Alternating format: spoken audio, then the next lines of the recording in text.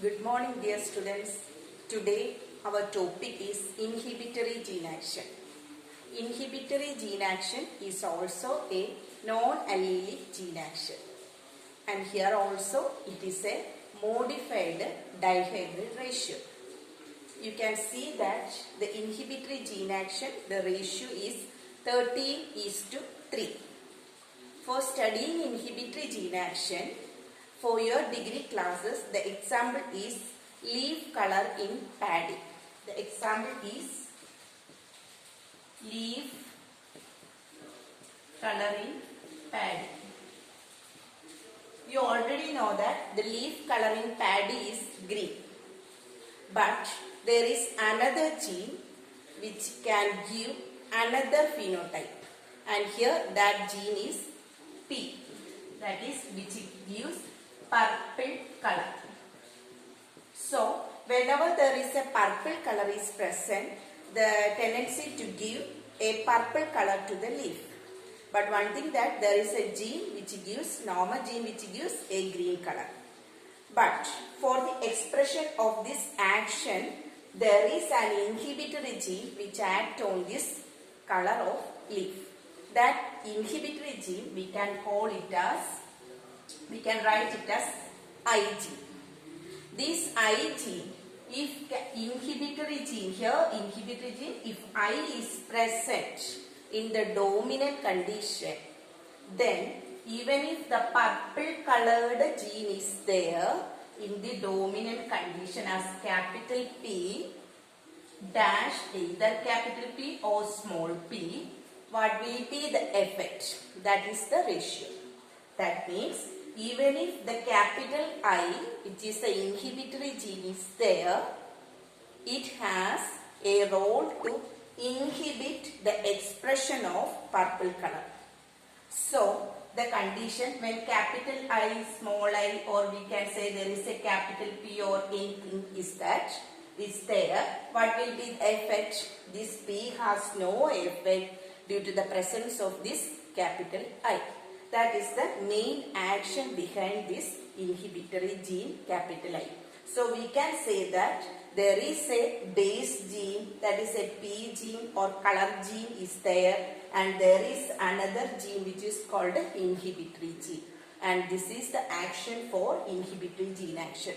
So when we can cross a purple colored plant, purple colored leaf with what will be, we can take with the green colored. What will be the condition if we can say the two genes are P and I? For the development of purple color, what will be the capital I is not there. I is in the form of recessive only, and for the development of purple color, the P gene must be in the homozygous dominant condition or heterozygous condition. But here for the development of pure line, we write small I and capital P.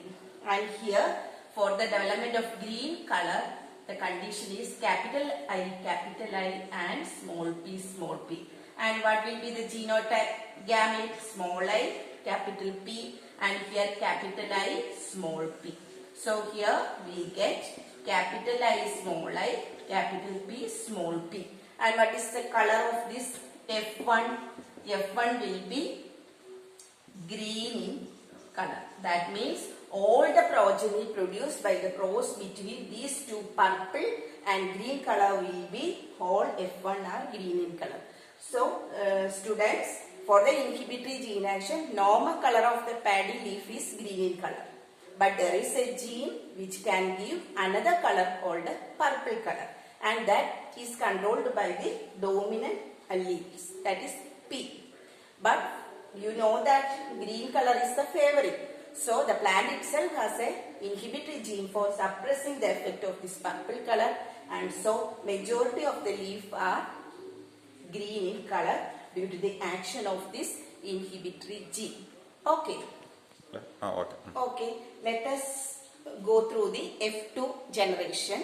When we cross such two F1 plant, that is, what is the morphology? Green color. And this the genotype is capital I, small I, capital P, small p. When we cross such two genotype or such two organisms, such two plants, what we get is that you already know that. What are the, there will be 4 different gametes from each parent. So we can write in the checkerboard method, and we can find out that when we writing the gametes in the checkerboard method, and we can find that what will be, we can fill this column, that is capital I, small I, capital I, small I, capital I, small I, capital I, small I.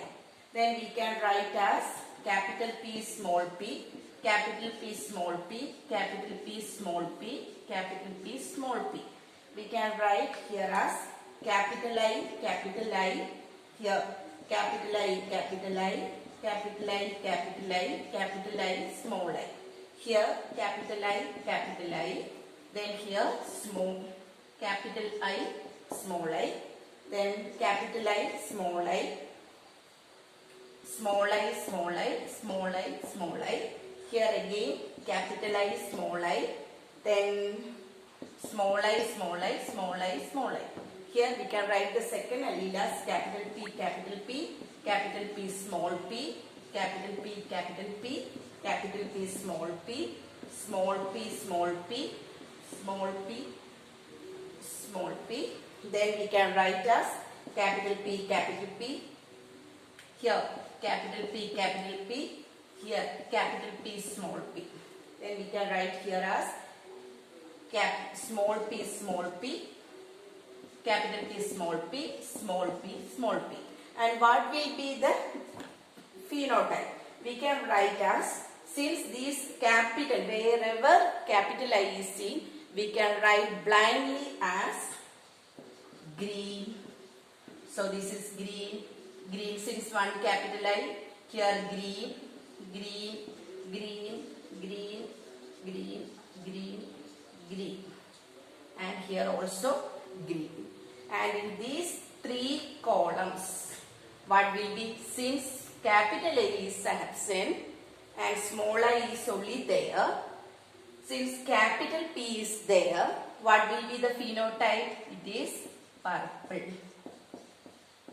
Purple, here also purple. What is the case here?